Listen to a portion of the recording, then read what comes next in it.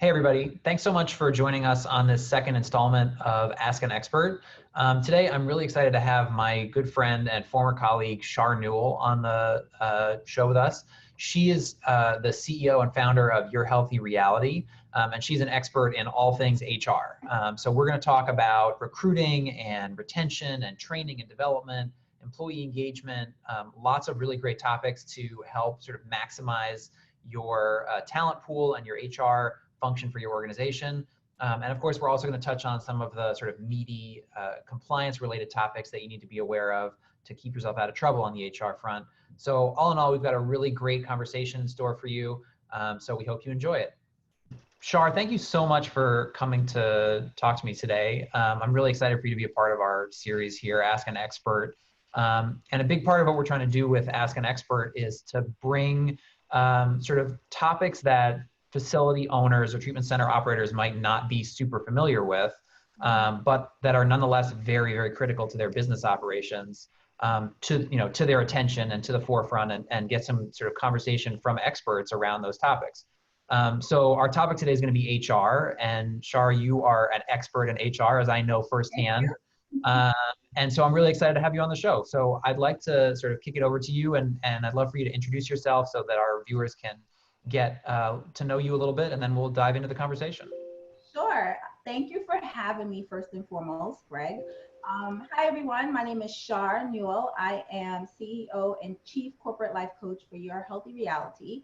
Before then, I actually spent the last 15 years of my career as a human resources executive, mainly in healthcare. So my subject matter does lie in healthcare, behavioral health being one of them. And most recently, with my own company stepping into entrepreneurship, I'm able to go in multiple organizations from many industries, focusing on just that culture, engagement, training and development for staff and employees, and helping small to medium-sized businesses build up their human resources department. Awesome. So you have got a huge amount of experience in some really interesting and important areas for treatment center owners.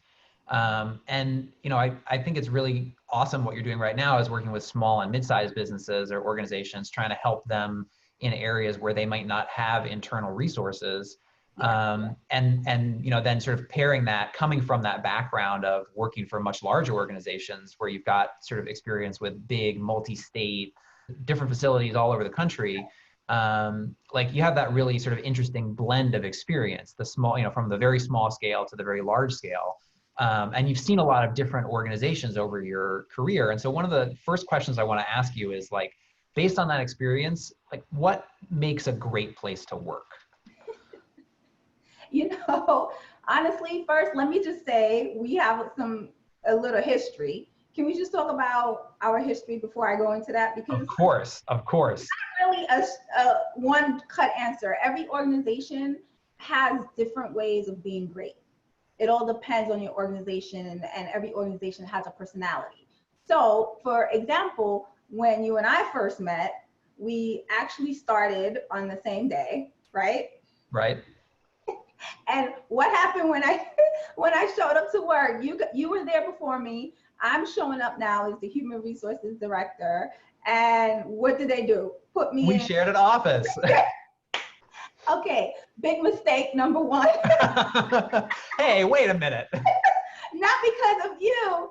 I enjoyed sharing my office with you, and your office was actually there before me. But when I say that, honestly, I find that to be like the number one mistake that a lot of organizations make with human resources, is not understanding the whole confidentiality piece and putting us out in the open or in offices where other people that are not human resources professional can be privy to the private and confidential information. So as much as I enjoyed sharing our offices, I just thought that would have been a cute way to just introduce that as, I think that's where it all begins. It's about an experience. So what makes a great place to work? I would say, first and foremost, have an experience ready for that new employee. And the experience actually begins from the recruitment process. oftentimes people think the experience begins when you walk in the door. That's not the case. It actually starts from recruitment. The first person that they're going to speak to from your organization, whether it's down to the HR assistant that's making the appointment for the recruiter or for the director, that person is the first impression and is the beginning of the experience. So whatever that you want your experience to be, I can't tell you that it's do this, this, and this, but make sure it involves communication. I can't tell you that. It involves follow-up. It involves creating an environment that really lends to the personality of your organization, because there are many people within that organization that's going to help you decide what makes it great to work here. It's up to the people that work for you. Right. So that I think is a really important point that you brought up sort of to start off with, that, the idea that the sort of employee experience begins on their first day is really false. Yes. And it's something that we talk about a lot in the context of our business when we talk about billing and revenue cycle management. It's a very different area of the business, a very different business function, but we say the same thing, that a lot of people think that the billing process starts once the patient has received treatment. Our view is that's not the case at all. The billing process starts before the patient even admits to the facility. It's the same thing from an HR perspective. Yes. So how do you set up, recruiting is a really sort of specialized area, and it's a sort of, what's the right way of putting it?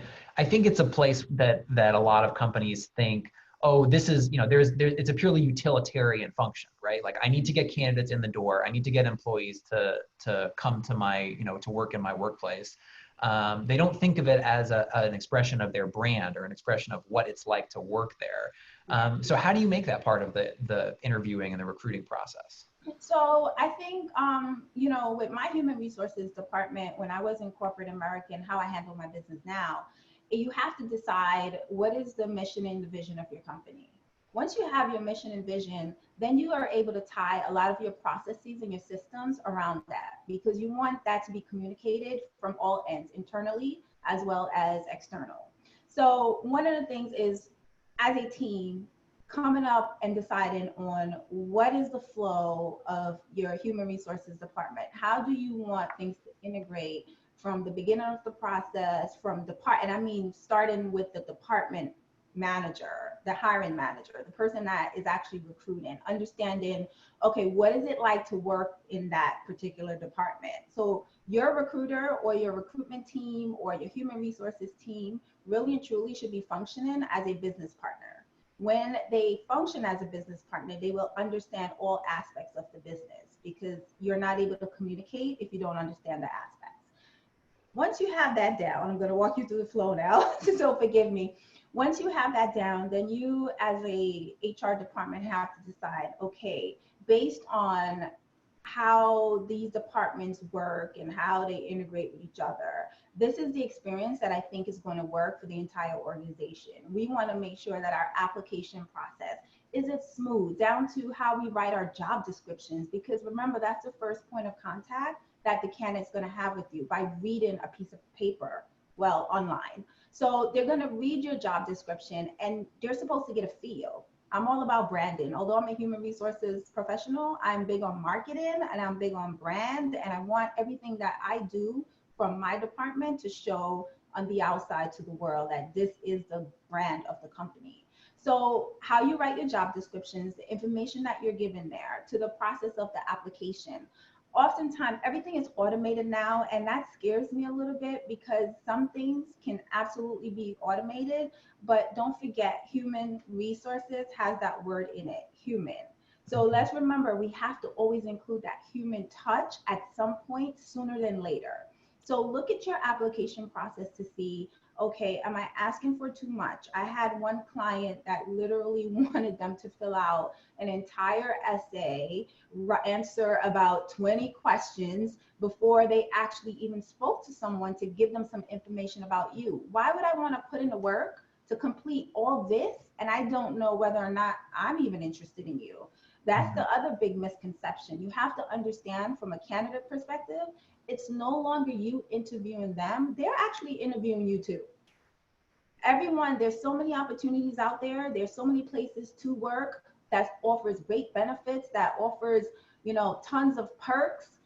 what makes you stand apart is how you actually start that process.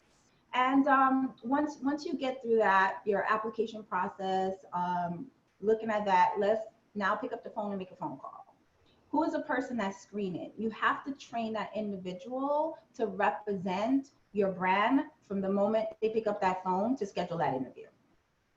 And then the experience goes on from there. So with every point of contact, how do I follow up? Do I even follow up if I'm not interested in the person? Am I sending a thank you? Because that's the other thing they don't do. They don't say thank you for the interview. We are looking at other candidates. At this time, someone will be in touch.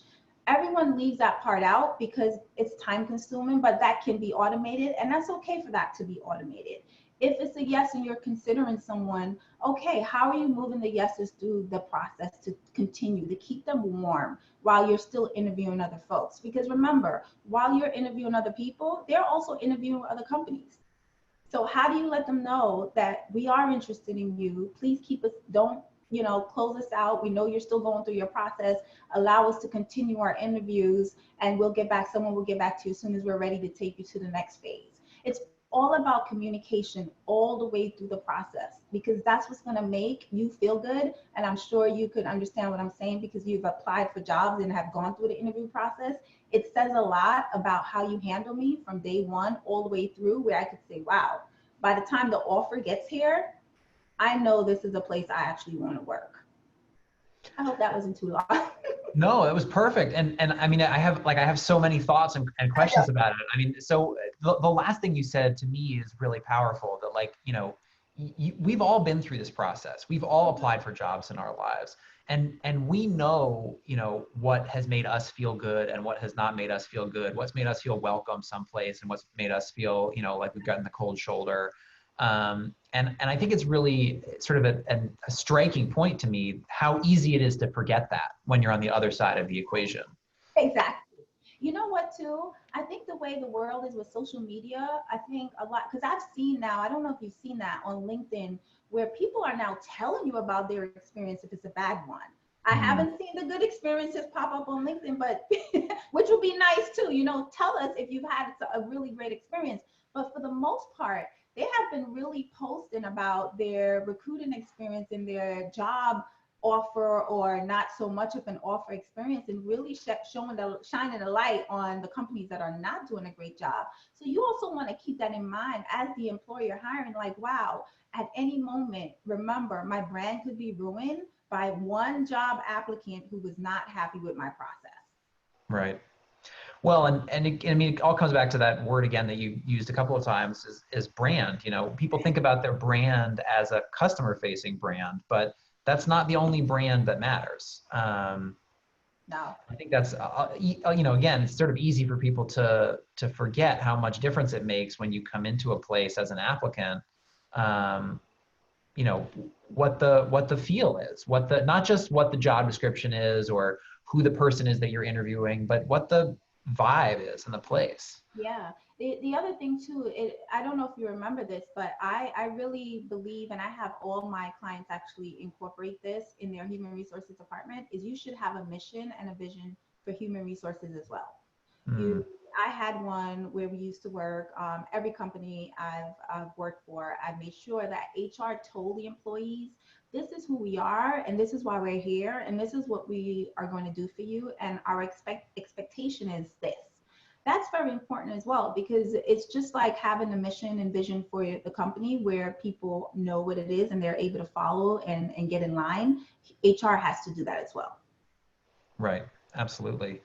So, as we're talking about this, one of the things that I'm sort of thinking about is that I feel like I've seen a lot of press and a lot of hand wringing in the sort of behavioral health world about a talent shortage, that there aren't enough skilled people to staff all the facilities out there that need, clinicians and techs and all that type of stuff. And, so I'm wondering, from your perspective, do you think it's really true that there aren't enough people who are interested in working in this field to fully staff all the places that need them? Or do you think it's more the case that the places that know how to do recruiting well, the places that have a good brand, the places that make people feel welcome are doing fine?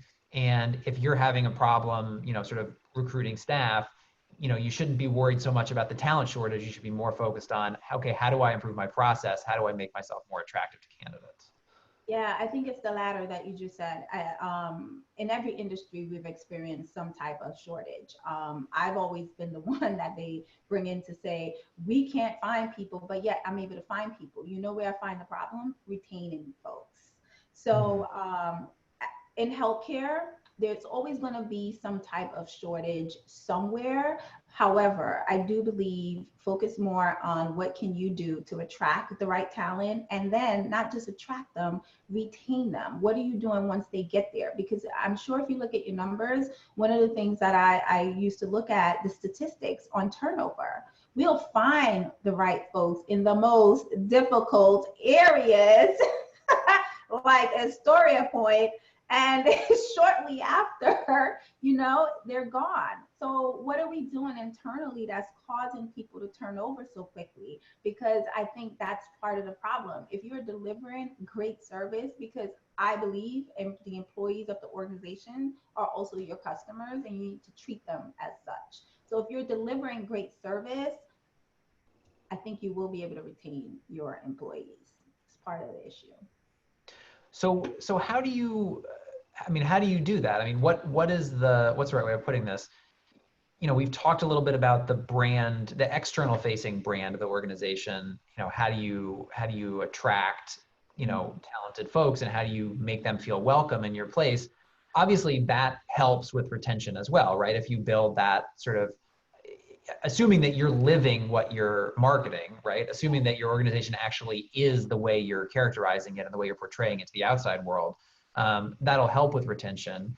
But I've definitely seen, examples of organizations where there were some great things going on in the organization, but they still struggled to keep employees, especially in certain types of employees and certain types of roles. So what are some of the other things that drive that turnover that you were describing a minute ago? Um, I really don't like to blame managers, the people that they're reporting to. But if you're saying, if a company is doing wonderful thing, offering great perks, and then the turnover is high, you got to dig deeper and say, okay, where is the turnover coming from? Is it a particular department? Is it a particular manager? Is it across the board? So without knowing that, 9 times out of 10, I'll tell you that managers are not managing the people that work for them. They're actually managing a position, which is not the right thing to do. You need to know the personalities of the people working for you in order to manage them. Also, number two, have some really great engagement strategies. Again, I can't stress enough that let the people tell you what they want. So create that engagement committee. I love it, that engagement committee feel where you get people from within the organizations, from different departments, be a part of your committee and be the one to drive all those efforts. Because from the top, having that 360 to 30,000 feet view, you don't really know. You're not in the trenches with everyone to understand what they're feeling. Why are people leaving? What do they want? What are they lacking? What can we do better? Get the people to talk to the people and then communicate it to you. That's the best. So I think that's a really interesting point and a really important thing to sort of drill down on a little bit further, because one of the things that I was thinking about, as we were talking about this idea of turnover, one thing I almost said a minute ago is, this definitely has not been the case for me in my last couple of jobs, but I remember in jobs that I had early in my career, when I left those jobs to move on to some other opportunity, sometimes there was an exit interview. And often I felt even in the exit interview, that it wasn't in my best interest to be totally candid about what the issues were that I had experienced that led me to look for opportunities elsewhere, because I didn't want to burn any bridges. I didn't want to throw anybody under the bus. I felt guilty about it. Maybe part of me felt like I was the weak one for not having been able to tough it out. I don't know. I'm sure I'm dealing with my own issues in these situations. But self-awareness is key, Greg. Self-awareness. Exactly. Where are we without self-awareness? But in all seriousness, I think it's not unique to me. I think it's a problem that does happen. I've heard other people tell me stories about this, where they don't always, either they don't feel like they can be totally honest, or they don't feel like it's in their interest to be totally honest. So the question is, how do you draw people out? How do you get, how do you get people to really tell you what's on their mind, what their issues are, so that you can address them effectively? Can I tell you, I personally have never had that issue with people not telling me what's on their mind. Well, maybe that's because you're in HR. Yeah, but well, the exit interview is typically done by human resources. Yeah, fair enough. Yeah, so I could tell you, and that's something they're trying to automate, which I don't agree with. I think you could automate parts of it, but there's still, you definitely have to have the human touch at the end where someone is going through whatever questions that you send out to say, tell us what happened, how did you feel? There should be a follow-up where there's a one-on-one conversation, whether it's face-to-face or in person.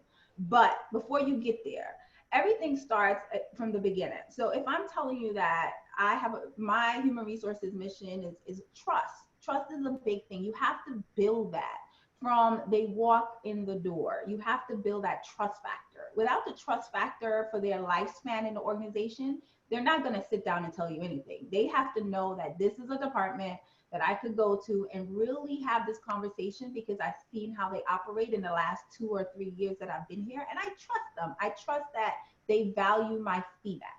That's number one.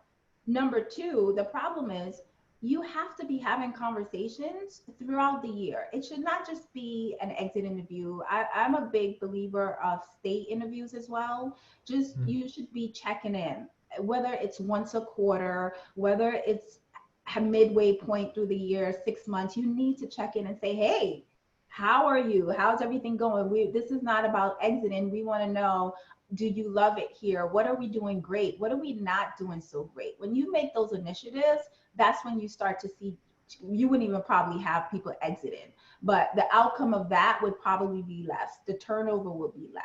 It also comes down to performance evals. I think that performance evaluations should not just be done once a year, and it should at least be quarterly. And I know people are going to say 4 times a year, but you want to give goals. You want to set goals for your employees and individuals, and you want to follow up to make sure that they're meeting and exceeding those goals. And if they're not, at least before the end of year eval come, you are able to say, oh, well, I see that you're struggling in this area. How can I assist you? And that's where I go back to saying, turn your organization into a coaching organization where you teach your managers and your leaders to coach people through the process, coach people through their struggles, coach people through their issues. Because if you don't do that, that's where you're going to get to an exit interview where nobody's talking. No one wants to say what really happened. Then they leave, and you find yourself going through that cycle of the same issue. The next person is gone after a year, and then 2 years, and then 3. It doesn't make sense. So there's so many things that you could be doing throughout the year before we get to that point of the exit interview. Yeah, I think your comment about coaching reminds me of something that I did want to make sure I asked you, because I know this is a big area of focus for you. Yeah. And one of the things that I've often thought about when it comes to sort of coaching and mentorship is that a lot of times people get into management or supervisory positions because they were really good at the job they were doing before, Yes. and not because they have outstanding managerial or supervisory skills. That's a very different skill set than, you might have, in my line of work, right? A biller doesn't necessarily make a great billing supervisor. You could be the best biller in the world, and it doesn't necessarily translate. It's not the same skill set. So the question is, how do you help people make that transition? You want to create pathways for growth in an organization.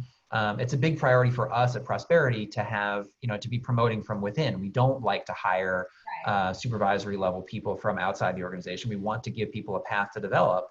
But it's one of the things that we often struggle with is, how do you help people develop those tools that are very different than the ones that have gotten them success so far? Right. I have a couple answers for that. The first thing is, I think, companies, especially like yourself, should implement a behavioral health, like a behavioral assessment tool into the organization. I do this wonderful emotional intelligence assessment for a lot of new hires that are coming in the door, where with emotional intelligence, that's another big piece that we are not focused on, but it's so important because it deals with the mindset. I think you have to understand the mindset of the people that are working for you. But emotional intelligence also touches on, it helps with self-awareness. It tells you how they self-manage. It tells you their relationship skills, what areas they're strong in, how do they manage in their relationships, not just at work, but also in their personal lives. And then it also helps with social skills. So by assessing this for all your candidates and your employees, it will give you a great picture where they're strong and where they're weak as it comes to emotional intelligence. So that's very important. I don't know if you've ever heard of that term, emotional intelligence, before, but they do have tons of assessment for that. The second thing would be is to create a track for if you recognize or you're having conversations about promotion, not promotion, new positions or people being promoted into a higher position. I think you should create some type of a track for that new manager going from an employee to supervisor to manager to actually work their way up into that particular position, instead of saying, oh, this position's here, we think you'll be great, and then put them right in the driver's seat. Don't let them drive yet. Take them through a test. Take them through shadowing, mentoring. You could also create a mentor program from within as well, where you have someone like yourself, in the C-suite or in the director's seat that's saying, we're looking at this person to become a manager. Yes, they're interested. Can you be their mentor? Are you interested in mentoring or becoming a coach for this particular person? So when the time is right, we'll actually be able to transition them the right way, the correct way, and give them time. Start giving them responsibilities as well as a manager. Don't throw it all on them at once. I think spoon feed them the little things that they're gonna need as a manager and see how they do. It's all about, I think, set them up for success and not failure. Right. That sort of prompts a really interesting sort of association for me, which is that I always have this debate with Aaron when we are thinking about, about promotion and professional development for our team. And the question is always, do you promote somebody, what's the right way of describing the question? Do you promote somebody into a job that they've already demonstrated they can do? Or do you promote somebody into a job that, you're not yet 100% sure that they can do? And it sort of goes to your point just now about, in a way, like, is a compromise position, right? Have training wheels. You sort of move somebody up gradually, introduce new things over time, and help them develop into that new role. Yeah, that's basically what I'm saying. And with the intention, because at least they'll know, wow, I am on track to become a manager. And oftentimes, I certainly appreciated, I've been through that track, that coaching track from when I was a recruiting assistant and to turning into a recruiting manager. So at the time I had a wonderful, her name is Sarah, and I'm still friends with her this day. When I was about 20, I was really young, 23 years old, where I walked into the organization as her assistant with no HR experience. And she actually took the time, the way she trained me through the system is I was going, wow, that's who I want to be when I become a manager. And that's the other key thing as well. Look at all look at all the past managers that you've had and supervisors that you've actually had and say, you know what are the good traits? What are the good qualities about them that I really love? And adapt them into your world. If you really enjoyed the way someone managed you and you liked all the things that they did, okay, then mirror that, take it on, and then that will transfer over to your employees. But I think that tracking and having some type of a program in place is key. It's key.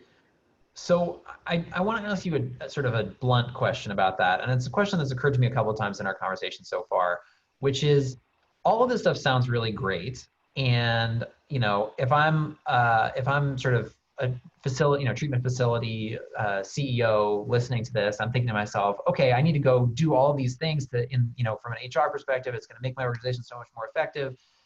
But then I sort of turn around and I say, well, hang on a minute. I'm a small business.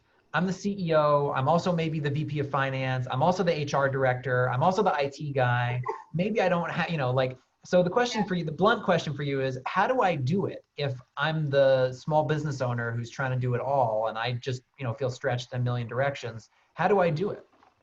Well, okay. For small business owners, I would have to say if you have a small business with no more than 60 employees, would you consider that small business?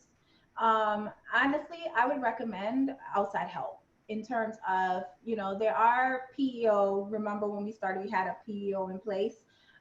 There's some really good PEOs out there that handle all your human resources functions for you. From if you just want them to do administrative, if you only want them to focus on benefits, but benefits, the compliance piece, all that, PEO is the way to go. This way you could then focus strategically on being the vision, because a PEO is not going to be able to deliver a vision and a brand for you, but they can take out all that work that comes with being a human resources and dealing with all the paperwork, so you don't have to. And now you could focus on being more strategic business development for your company. You could focus on the engagement practices that we've talked about in this conversation. So that would be like one of my number one recommendation. And you don't have to do everything at once. I think have a plan. As a small business, I recommend mapping out your 5-year plan. And what your 5-year plan will do for you, you could see that gradual growth. You could say, okay, this year I could actually focus on this for my business as far as human resources go. Year 2, we could then move from this to this. You don't have to do everything in your first year. As long as you have a plan to get there, you will eventually get there.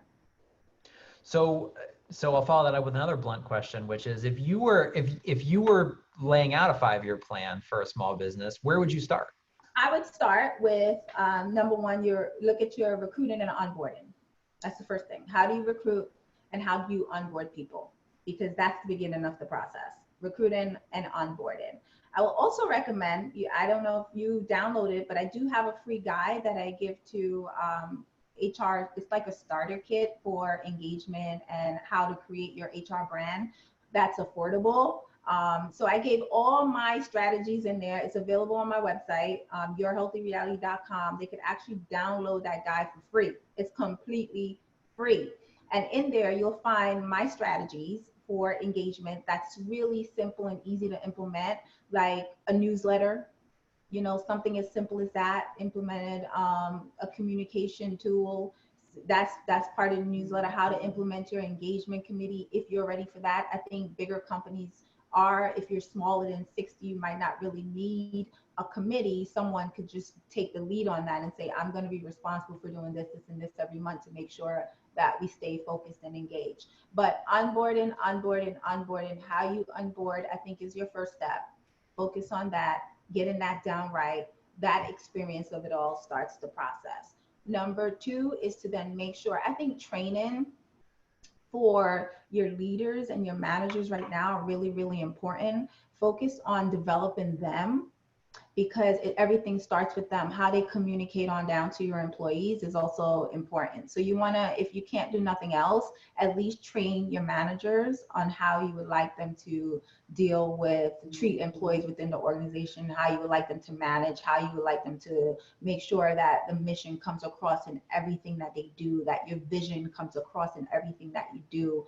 And without me looking at your mission or your vision, I'm here to tell you that as long as your managers are communicating and don't be afraid. A lot of times I see this as the number one mistake is they don't communicate because they don't know what to communicate. So they just shut down on the communication altogether. Find something to say. Find something to say. Always, and third, I do have a third one. Meet with your staff. Make sure your managers are meeting with your staff weekly and consistently. Don't miss those meetings. Don't shy away from those meetings, because that's where you're going to get the information that you need. That's also a teaching opportunity as well for you to teach and coach your employees within those meetings. And if you can, make sure you have one-on-one meetings. And those one-on-one meetings should not just be about tell me what you're doing. It should be more so, how can I help you? Is everything going okay in your world? What can I do for you? Just taking that little time, to 30 minutes is all it needs to just say, hey, is everything good? Is there a project that you're struggling with? Can I help you with everything? Anything? Are you on track to complete this? That's all. That's all you have to do.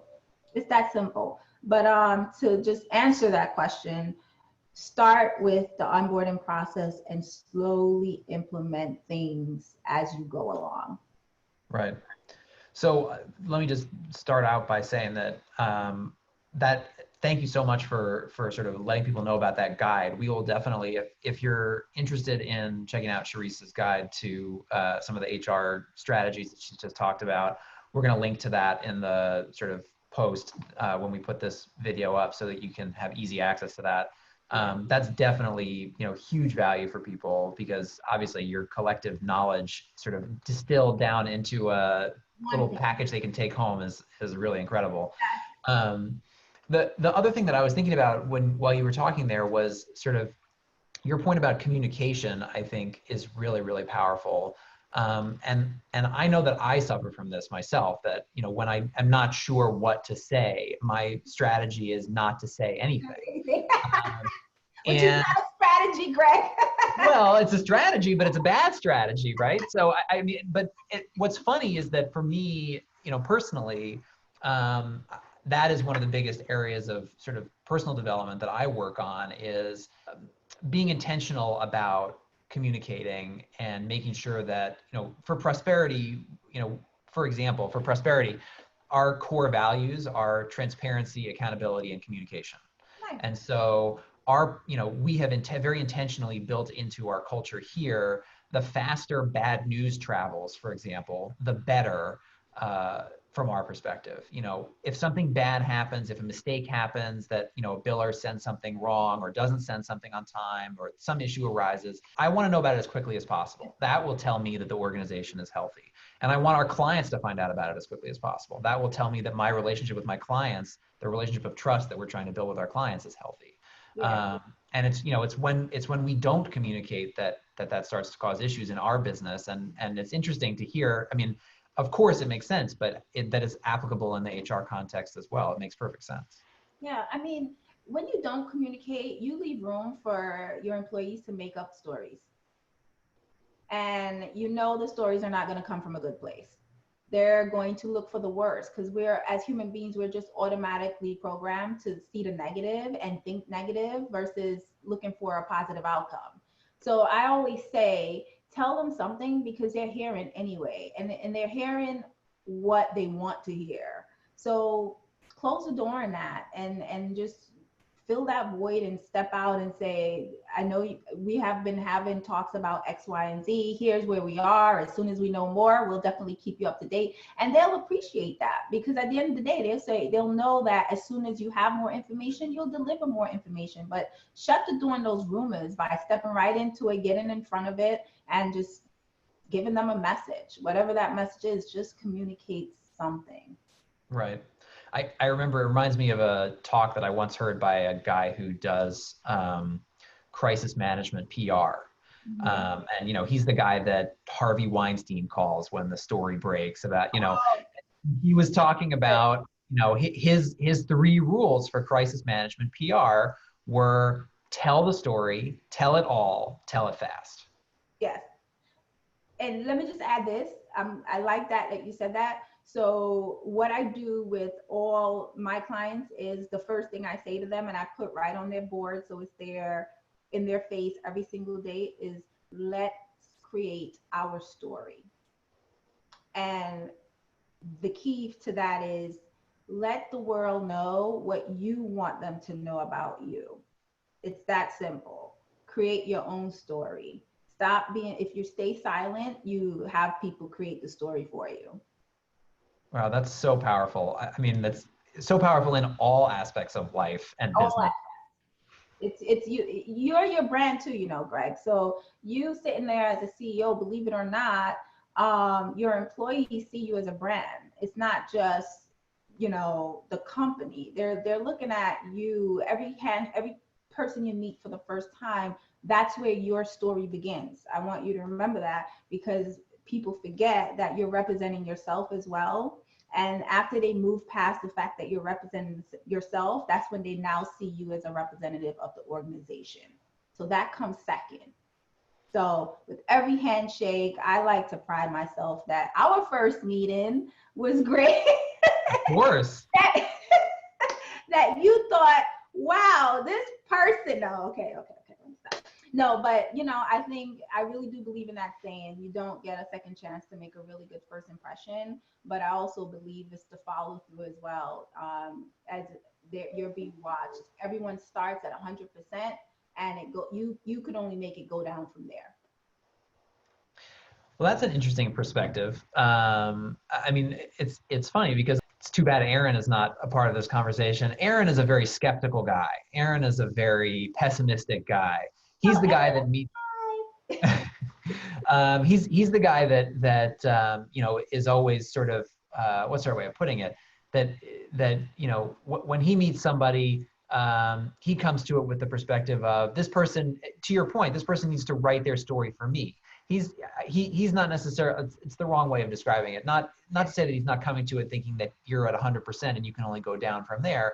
But it's interesting to sort of think of it in that way, because I think so often we think it's easy for us to get stuck in this idea of, oh, if this person doesn't know anything else about me, they're gonna think badly of me, or they're not gonna have an opinion of me, or right. And you're sort of suggesting we shift that perspective to say, no, if this person doesn't know anything about me, they're going to think that I'm a decent person, and they're going to think that I'm likable, and they're going to think that 100%. And then it's sort of from our perspective, we have to maintain that.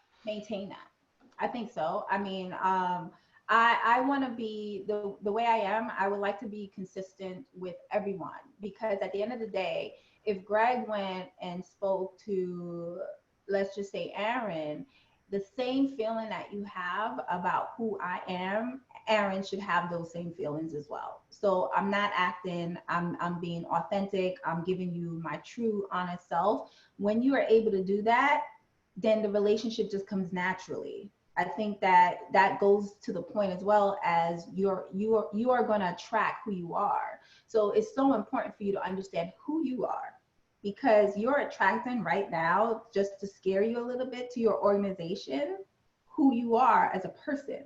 So every hire that comes to the door that you're meeting with, you actually vibrated that person to you. Wow.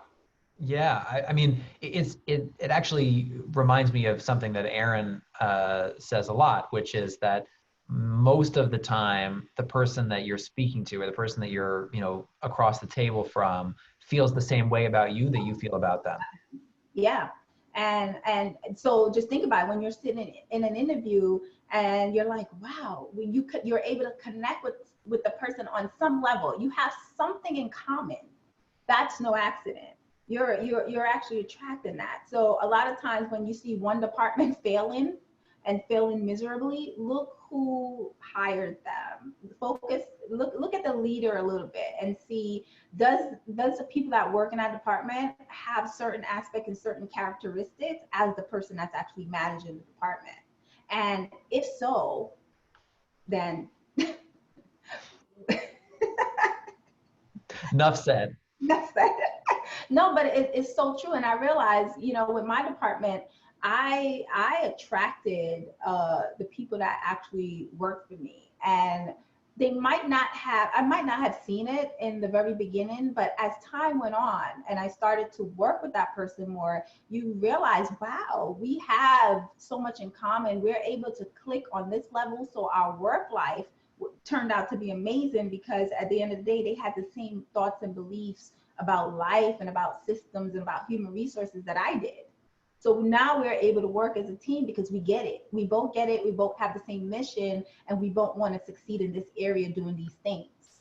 So that's where that whole emotional intelligence come in, with understanding, being self-aware, learning how to self-manage, understanding your relationship skills and how you utilize them in the world, as well as your social skills, are so important, because at the end of the day, you are building an empire based on you.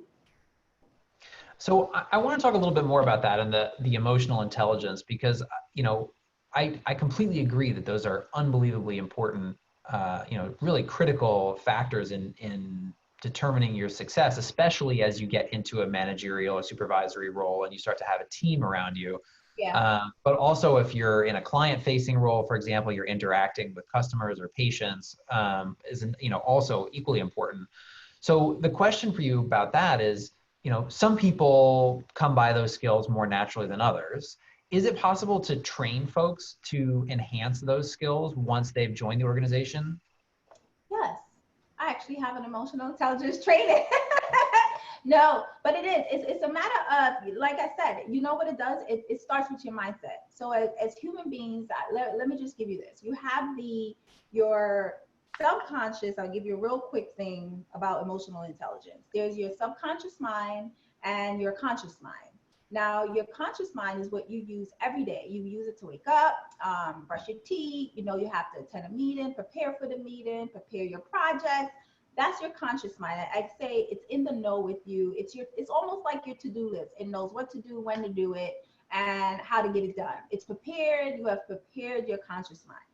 Now, your subconscious mind, before we go to that, the conscious mind is also what I call the dumper, because at the end of the day, all the experiences that you have gone through for the day, it now dumps it over into your subconscious mind because it has to start fresh every day. So your subconscious mind now is like really huge. It's really big because it's responsible for holding all your past experiences from childhood to date in your subconscious mind. Okay. So when your conscious mind is faced with an unforeseen incident, a dilemma, guess what happens? It's not prepared for it. So what your conscious mind does is it sends a signal over to your subconscious mind, where your subconscious mind is like, oh, we have a problem. Guess how the subconscious mind solves that problem? It literally combs through all your past experiences, looking for the closest event to what you're currently going through to deliver a reaction. Does that make sense? Sure. So if you are trained to react a certain way during certain circumstances, that's what you're going to deliver, that reaction. Your subconscious mind is not smart at all. I call it the emotional side of the mind because it's operating off of your emotions. So how you train people, this now goes into the training part, is you have to train them, teach them how to train their minds, retrain their subconscious mind to react to certain situations differently. If they're used to reacting on a negative tone to, let's say, having a hard, difficult conversation with their manager, then that's what they know. They have to now retrain their subconscious mind to say, no, no, no, we don't need to react this way because actually this is just constructive feedback. We're okay with that. We're okay with constructive feedback because it's going to help me grow. It's going to help me get to the next level in my career. So that's why I say everything starts with your mindset. And that's where the training begins. Reprogramming, retraining your mind to accept all your experiences as a positive thing. Yeah, so that is the hardest thing that Yeah. that we come across is I'm a big believer in constructive feedback. I'm a big believer in kind but firm, right? Like it's important that people know when they're doing something really great, and it's important that people know when they're doing something that could be improved.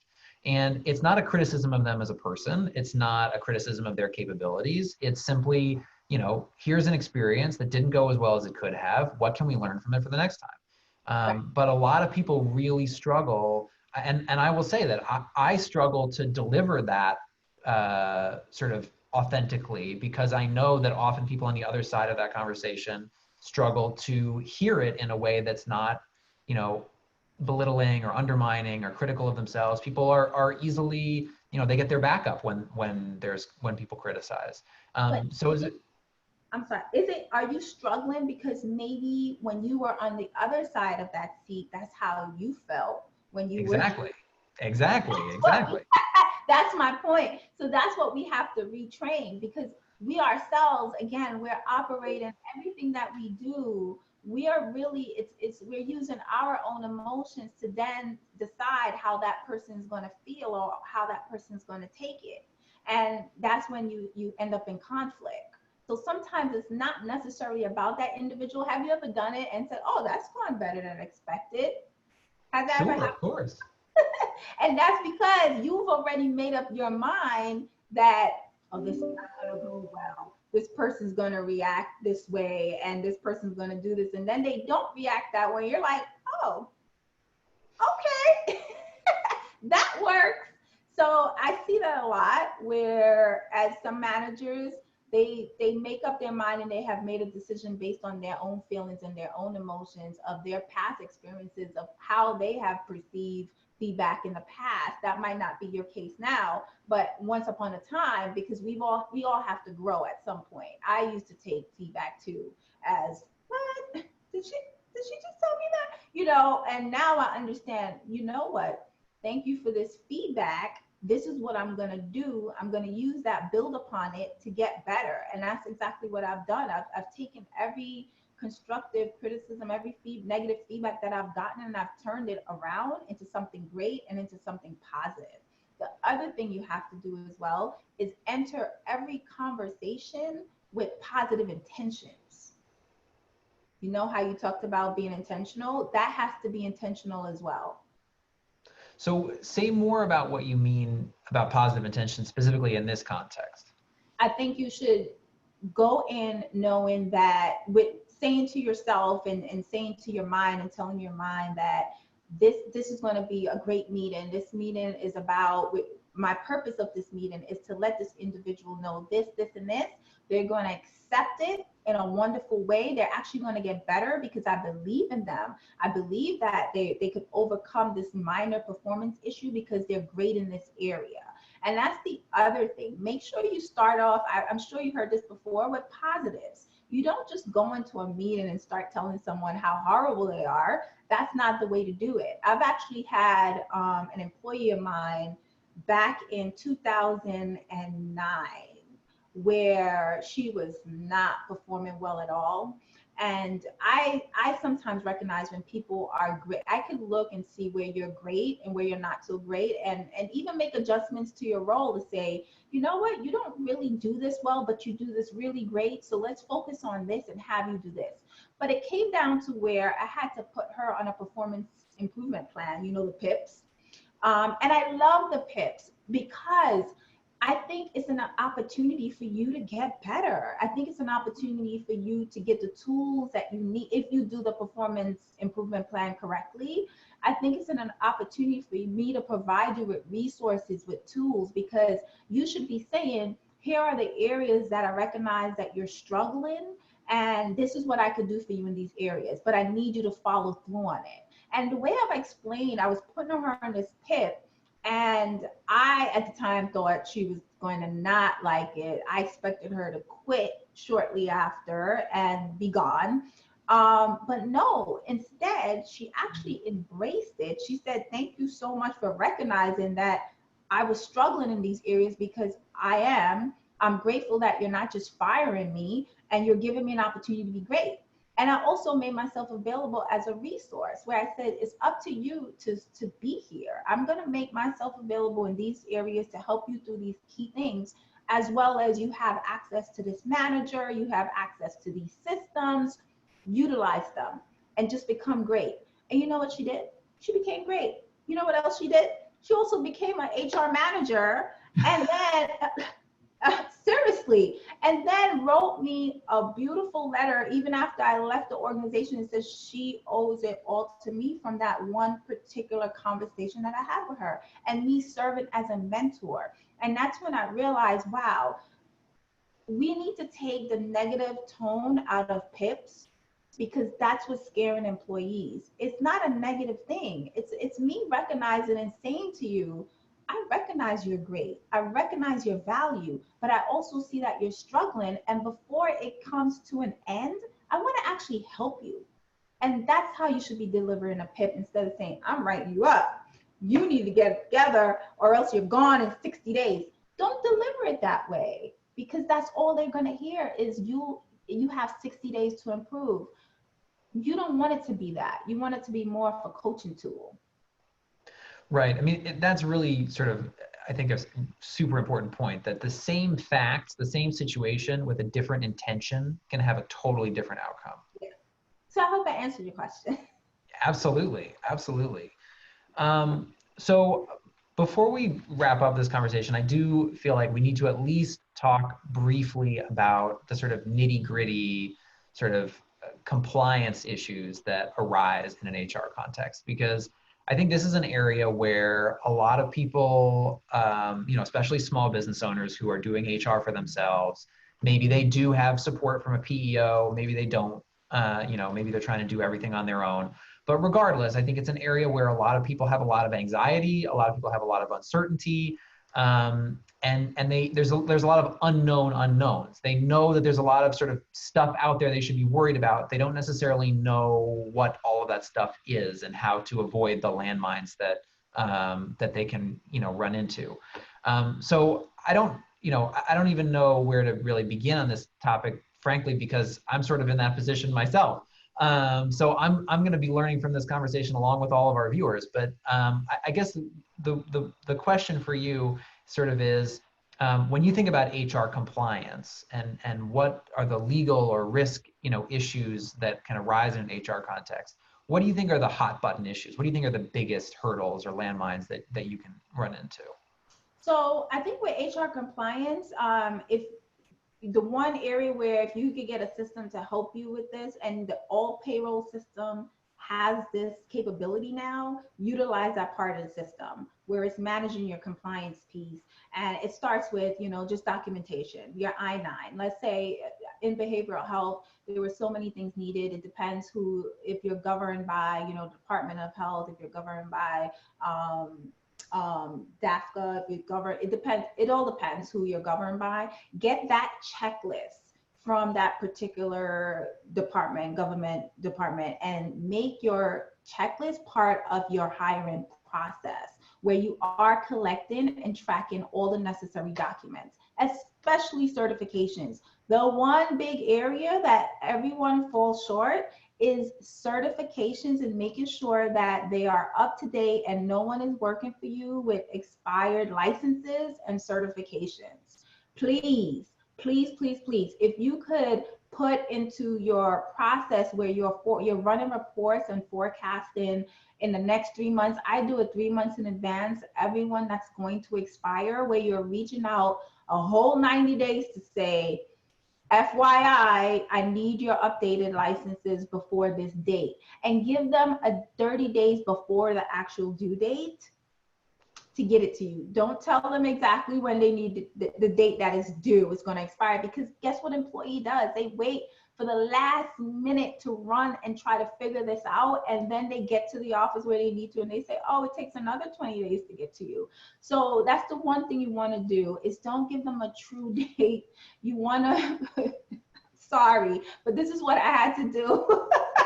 You want to up your date. I'm giving you some secrets. You want to up the date, 30 days in advance, to say you need to get this to me. The other big mistake that human resources professionals do, they feel like, I told you once and that's it. You're an adult. I don't need to follow up. Yes, you do. Follow up. It's your job. So what? You got to treat them like kids. You have to have something in place where you're checking every 10 to 15 days. Do you have it? Do you have it? Do you have it? This is what you have to do, because then guess who's on the line when you have somebody working for you that license have expired? You are. You're on the line. So I don't care if what I need to do to get the information that I need, I'm going to do it. You're going to have to follow up until you get it. Put some strict guidelines in place where people understand you will not be able to work as of this date. Make that big and bold in whatever communication that you send, because that's what they recognize. No paycheck. You won't have a paycheck. Unfortunately, I can't keep you here. So the tracking of that is very important. With all the other things, you have your background check, which comes with the start of the onboarding. And that's why I said to you in the very beginning of this conversation, start with your onboarding process, your recruitment and your onboarding, because this is where you're collecting all the important information that you need, but not having a checklist. For example, I was actually dealing with a client yesterday who had nothing. I said, how do you know what belongs in your file? Oh, because I know.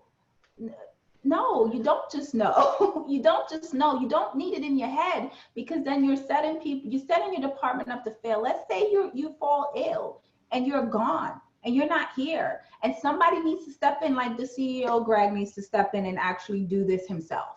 Guess what he needs? He needs a guideline. He needs a checklist to say, oh, we have this, and this. Okay, great. This file is complete. It's not hard to do.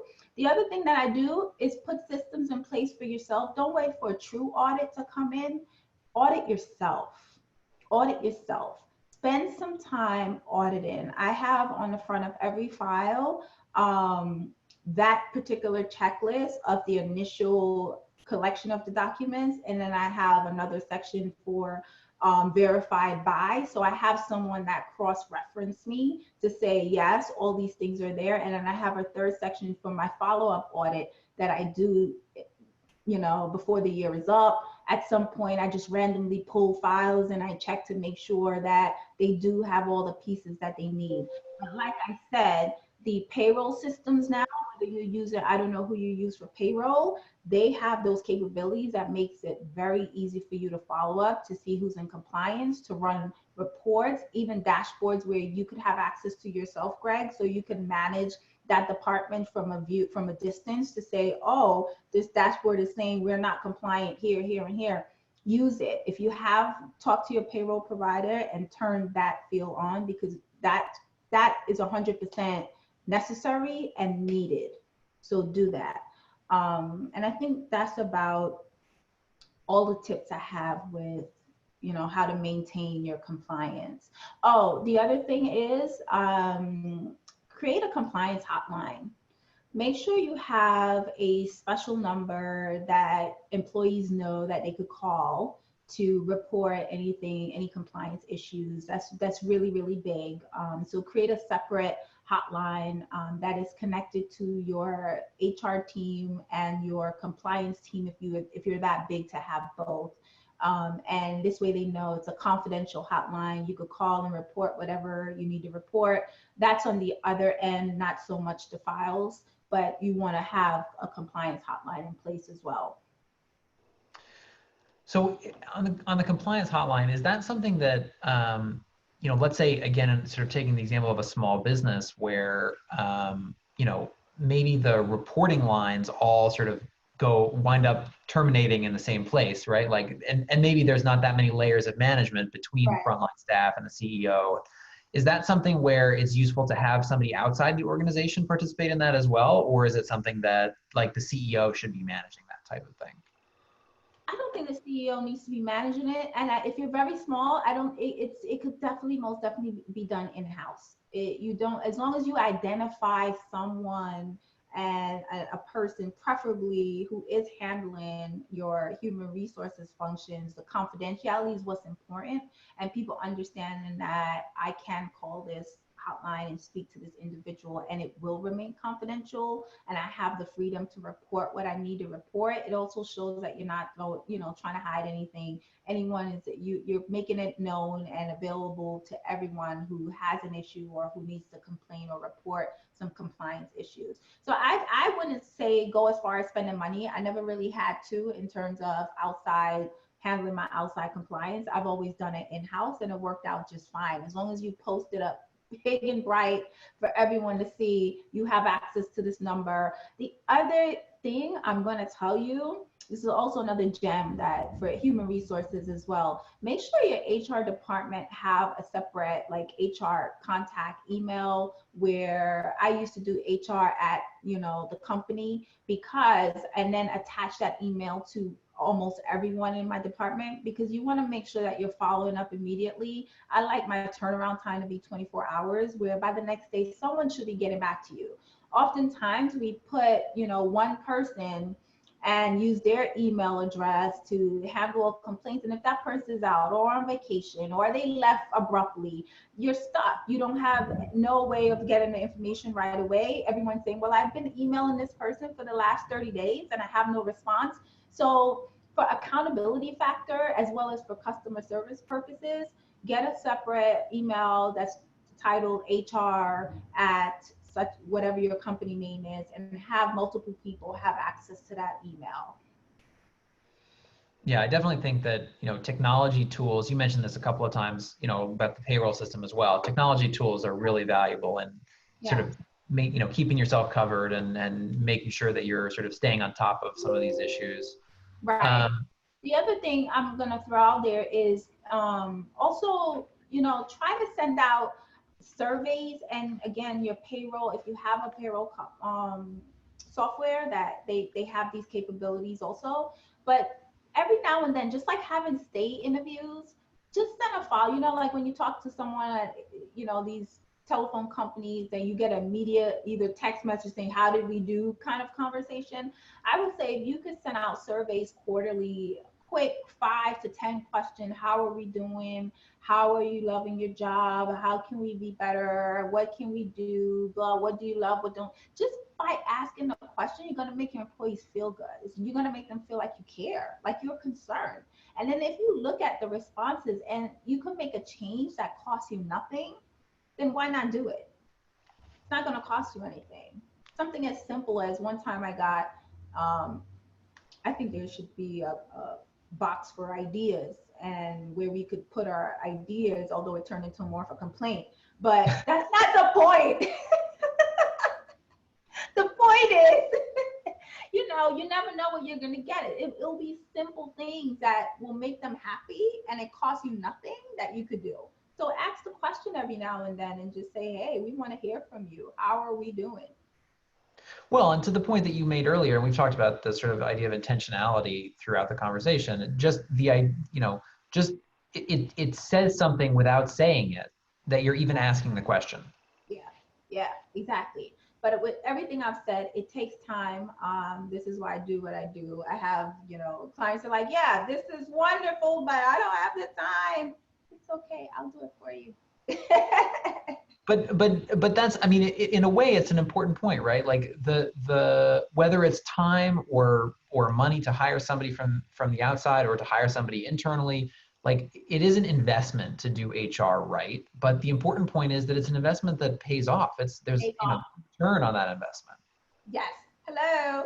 That's the point. And that's the other thing from an HR. I advise all my human resources professionals, if anyone's listening, get in tune with your metrics.